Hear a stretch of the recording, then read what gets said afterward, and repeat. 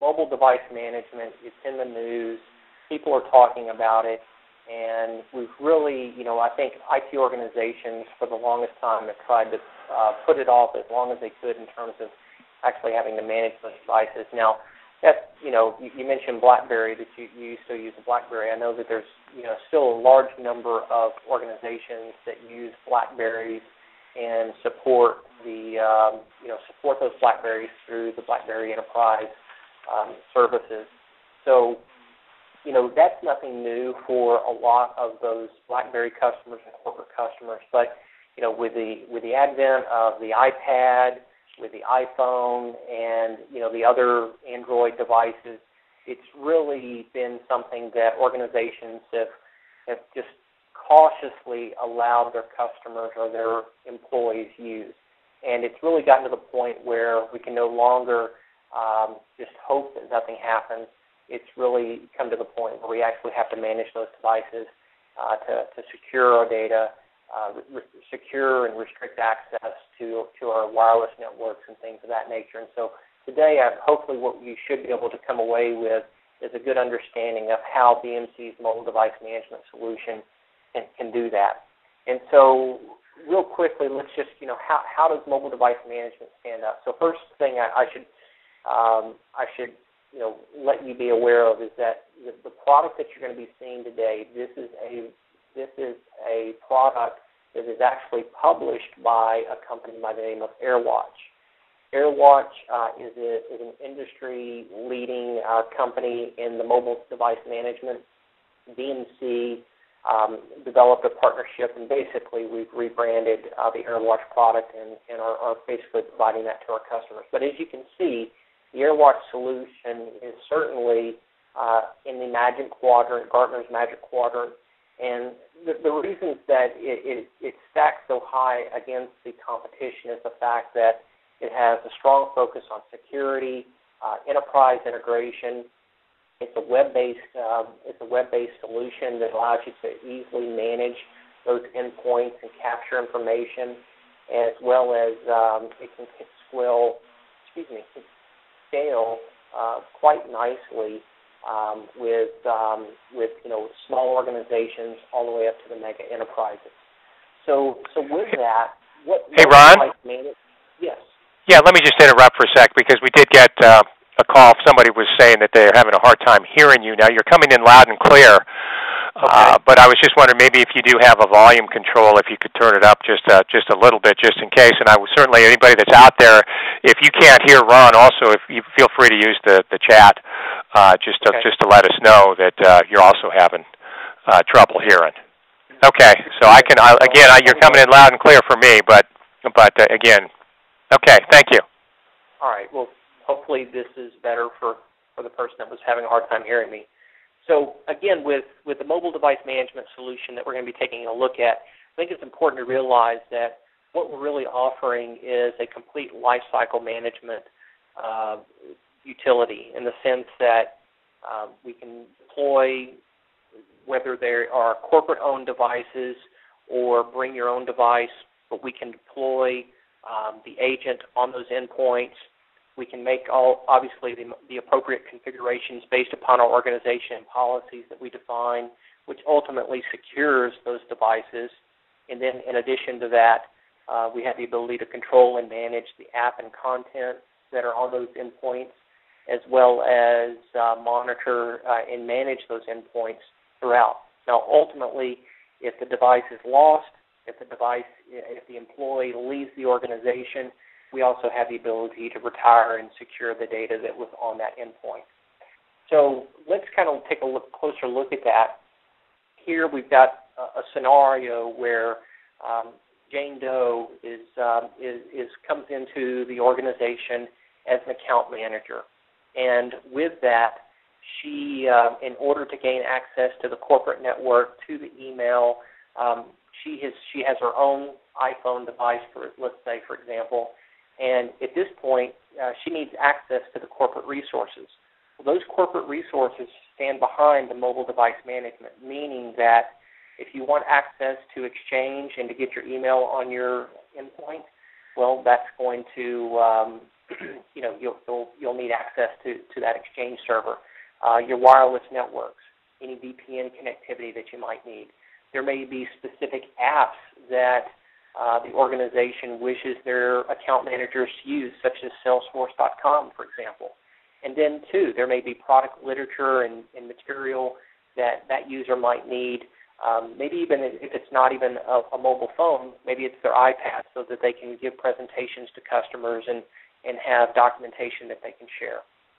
So, again, the first step is that we must, that individual Jane Doe request access to those corporate resources. At that point, we can then deploy the app on the endpoint, granting that user access to VPN, the wireless network, and Exchange 2007 with all of its settings associated with that, giving that individual, that employee, access to those corporate resources. Now, along the way, IT realizes that they need to upgrade from Exchange 2007 to version 2010, and as a result, there's going to be some configuration changes in terms of the servers and things of that nature. So at that point, we can use mobile device management to deploy those configuration changes on that endpoint so that Jane can continue to still utilize that same Exchange research or service that IT provides. The fourth scenario is a situation where Jane has now been promoted.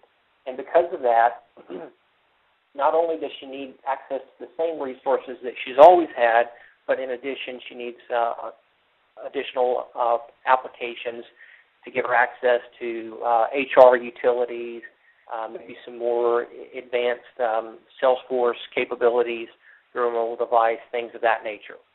Then ultimately, Jane doesn't necessarily leave the company, but her device is stolen or she's left it on an airplane. And at that point, we don't want whoever finds that device to now have access to her email and all the emails in her account, nor do they need a secure connection with VPN back to the corporate network. We don't want them to have access to the wireless information.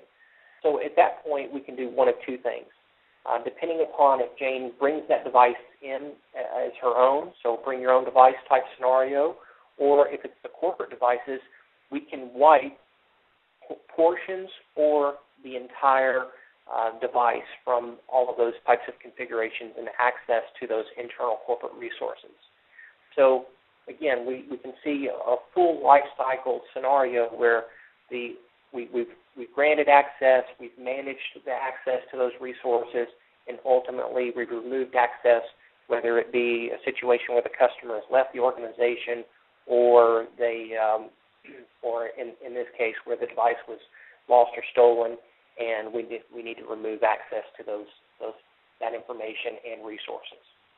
So what are the scenarios? Well, obviously we've talked about bring your own device. That's really been probably the most common theme for organizations in the last years, is that, and really we saw this with iPad. I remember the day when you'd never walk into a corporation, you'd never see an Apple product, and then all of a sudden I'm seeing, iPads, managers, directors, executives come in with their iPads and, plop that down on the table and they start taking notes on that.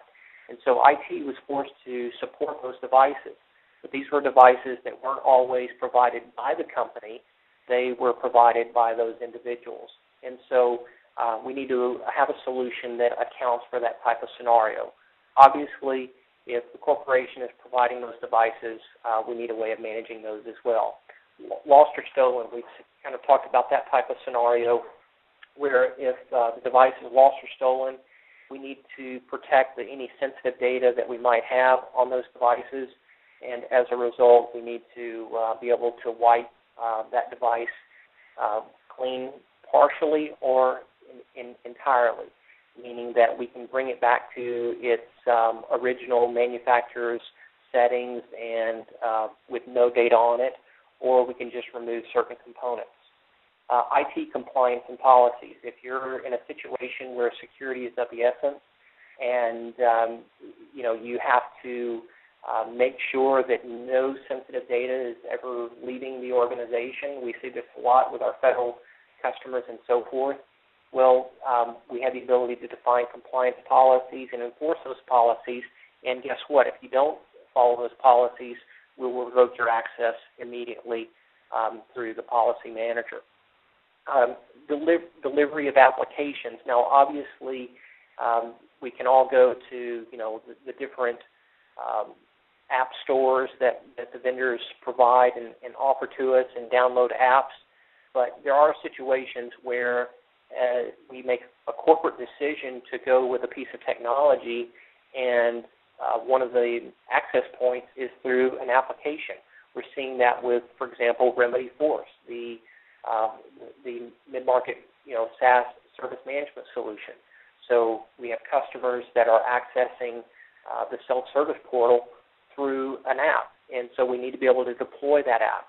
Also, and we're not seeing this as much, but I think I can see this becoming a trend as we evolve, where organizations are not only developing custom applications for the desktop, but they're also developing custom applications for mobile devices as well, and giving customers access to those systems through a mobile app.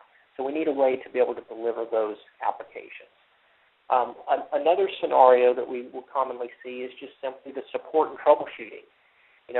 For an organization, it sounds simple for us as individuals that are typically in IT to gain access to a wireless network and with minimal effort and minimal thought put into it. But there are users that will struggle with that. So, for example, if we need to support that, well, we can send out a Word document and let the customer stumble through configuring their phones and mobile devices to get access to those corporate networks and corporate email systems, or we can simply roll out those types of configurations. And if there's any changes that need to occur on those endpoints, we can roll out the maintenance of that and roll out those configuration changes. There's another interesting component of mobile device management that BMC offers, and that's the content locker. So probably the best example I can give you of that is United Airlines. They moved from having physical flight books and flight plans that we always, for years and years and years, we saw the pilots carry around those big briefcases with all these books in it. I wonder what was in there, what could be so important, but this is sensitive documentation that they have to have access to, so as they're approaching an airport, they know the flight patterns, they know specific information that they've actually got to program into their planes. Well, they actually made a move away from that physical documentation to electronic documentation that is stored on an iPad. However, if that iPad is lost, well, we certainly don't need some of that information getting in the hands of the wrong people. And so the content locker basically allows us in an encrypted capsule, if you will, on that iPad. It allows them to have that documentation, but at any point in time, if that documentation needs to be removed or updated, all of that can be managed through the mobile device manager. So what are some of the benefits that we see with mobile device management?